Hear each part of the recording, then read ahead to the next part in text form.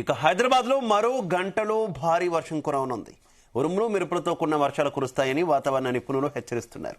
ఎల్బీనగర్, సరూర్ నగర్, సైదాబాద్, చార్మినార్, మలక్పేట్, మెహదీపట్నం, నాంపల్లి, ఖైరతాబాద్ లో వర్షం కురిసే అవకాశం ఉందని తెలిపారు. 2 రోజులుగా హైదరాబాద్ ను భారీ వర్షం ముంచెత్తుతోంది. సరిగ్గా కార్యాలయాల నుంచి ఉద్యోగులు ఇళ్లకు వెళ్లే సమయంలో వర్షం పడుతుండటంతో ఇబ్బందులకు గురవుతున్నారు. మరోవైపు జీహెచ్ఎంసీ, ఎస్డీఆర్ఎఫ్, హైడ్రా బృందాలను రంగంలోకి దించారు. రైట్, మరి కాసేపట్లో హైదరాబాద్ లో భారీ వర్షం కురవనుంది. ఇక ఈ వర్షానికి సంబంధించి మరింత సమాచారం మా కరెస్పాండెంట్ శివ అందిస్తారు. శివ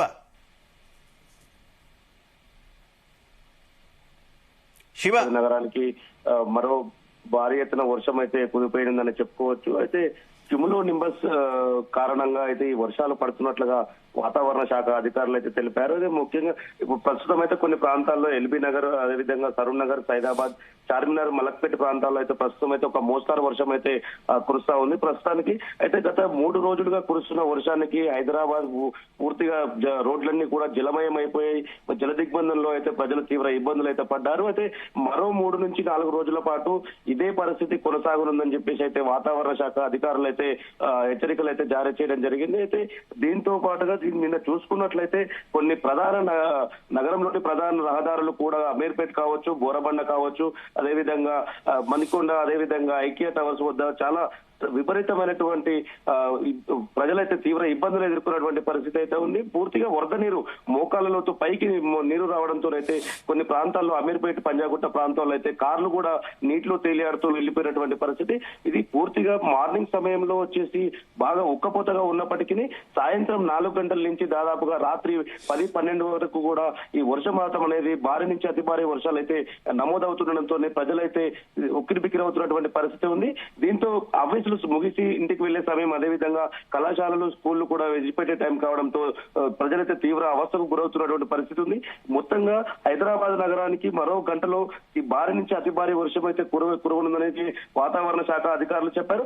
నిన్నటి సాయంత్రం వేళ కూడా ఇదే సమయంలో కూడా భారీ వర్షం కురవడంతో అయితే గచ్చిబౌలి ప్రాంతంలో అత్యధికంగా 13.3 సెంటీమీటర్ల వర్షం నమోదవడంతో ప్రజలైతే తీవ్ర ఇబ్బందులు పడుతున్నటువంటి పరిస్థితి.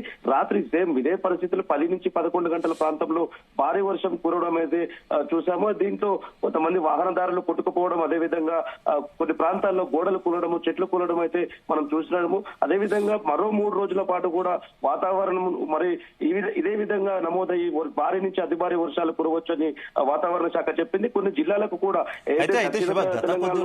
కొన్ని జిల్లాలకు కూడా ఎల్లో అలర్ట్ అయితే జారీ చేయడం అయితే జరిగింది. అయితే శివ, గత కొద్ది రోజులుగా హైదరాబాద్ లో కురుస్తున్న వర్షానికి జనజీవనం అయితే పూర్తిగా స్తంభించిపోతున్న పరిస్థితి కదా. ముఖ్యంగా నిన్న కురిసినటువంటి వర్షానికైతే మొత్తం నగరం అంతా అతలాకుతలం అయిపోయినటువంటి పరిస్థితి. ఇప్పుడిప్పుడే లోతట్టు ప్రాంతాల్లో ప్రజలు కూడా కొంత బయటకు వస్తున్న సిచ్యువేషన్. మళ్ళీ ఈ వర్షం పూర్తి స్థాయిలో అంతా కుదేలు చేసే పరిస్థితి కదా. ఏంటి అధికారులు మొత్తంగా సన్నద్ధంగా ఉన్నారనుకోవచ్చా?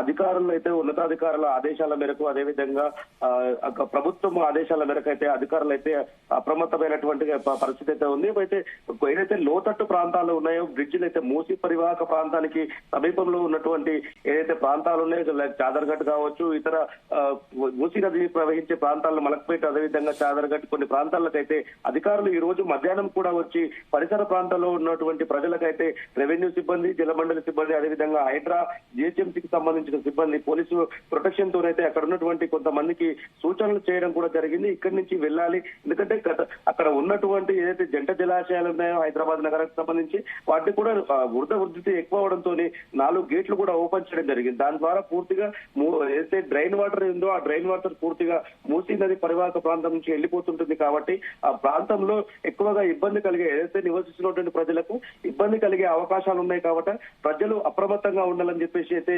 అధికారులు అయితే అక్కడికి వెళ్లి ఈ రోజు ప్రజల్ని కూడా హెచ్చరికలు అయితే జారీ చేయడం జరిగింది. అక్కడ ఇక్కడి నుంచి వెళ్లిపోండి, మరో 4 రోజుల పాటు భారీ నుంచి అతి భారీ వర్షాలు, ఎదురుగాలులతో కూడినటువంటి వర్షం కురిసే అవకాశం ఉంది. కాబట్టి మీరు ఇక్కడ ఉండడం ప్రమాదం అని చెప్పేసి వాళ్ళను కూడా అక్కడి నుంచి పంపించే ప్రయత్నం అయితే చేశారు. అయితే అధికారులు కూడా సంయుక్తంగా ఏదైతే ఎన్డీఆర్ఎఫ్ టీం కానీ, డిఆర్ఎఫ్ టీం కానీ, అదేవిధంగా హైడ్రా, జలమండలి, జిహెచ్ఎంసీకి సంబంధించిన సిబ్బందికి పూర్తిగా అధికారులు అయితే కొన్ని టోల్ ఫ్రీ నెంబర్లు కూడా అయితే అక్కడ ప్రజలకైతే కంట్రోల్ కంట్రోల్ రూమ్లు కూడా ఏర్పాటు చేసి వాళ్ళకి టోల్ ఫ్రీ నెంబర్లు కూడా అయితే విడుదల చేయడం జరిగింది.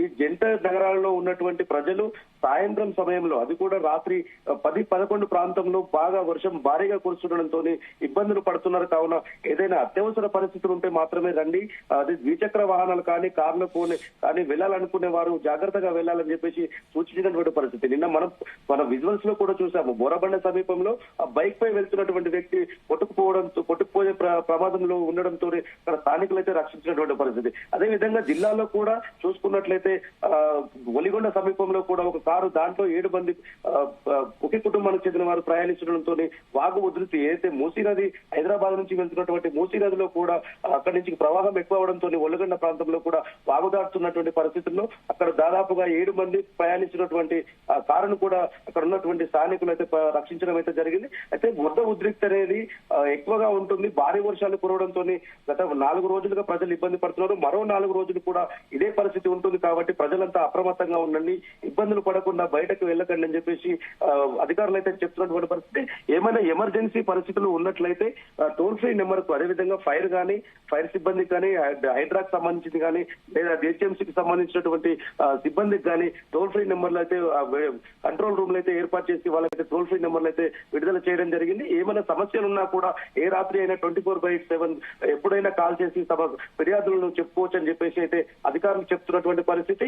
మరో 4 రోజులు కూడా ఖచ్చితంగా ప్రజలైతే సాయంత్రం సమయంలో కొద్దిగా అప్రమత్తంగా ఉండాలి, ఇబ్బందులు ఎదుర్కోవద్దని చెప్పేసి అధికారులు కూడా పూర్తిగా తమ సిబ్బందిని అయితే హైడ్రా టీమును కానీ, డిఆర్ఎఫ్ టీమును కానీ రోడ్ల పైన ఉంచడము, ప్రతి రాత్రి సమయంలో కురవడంతో తీవ్ర ఇబ్బందులు పడుతున్నారు. కాబట్టి మార్నింగ్ సమయంలో కూడా వాటిని మళ్ళీ క్లీన్ చేయడానికి, వాటిని రెక్టిఫై చేసి పూర్తి స్థాయిలో యథావిధిగా తీయడానికి వాళ్ళకు సమయం పడుతుంది. రోజు జరుగుతున్న ప్రాసెస్ కాబట్టి కొద్ది అధికారులు కూడా ఇబ్బందులు పడుతున్నటువంటి పరిస్థితి అయితే ఉంది. Shiva, right, okay, thank you Shiva, thanks for the updates.